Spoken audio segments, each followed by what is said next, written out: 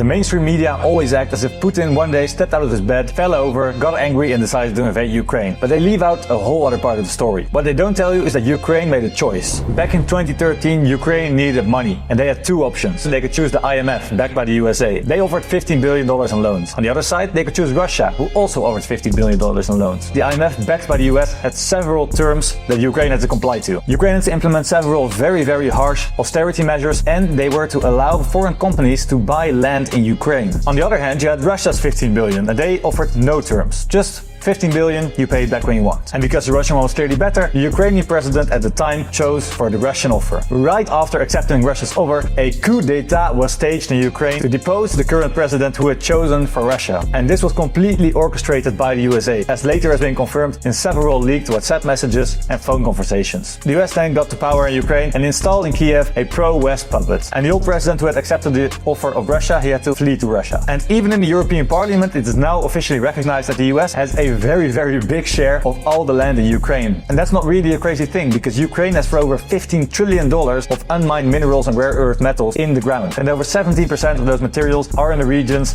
Donbass and Luhansk, the exact regions where the war is being fought. So all these American companies, they bought all that land in those regions after America basically staged a coup d'etat. Well, then the story sounds completely different than the one the mainstream media tries to tell you.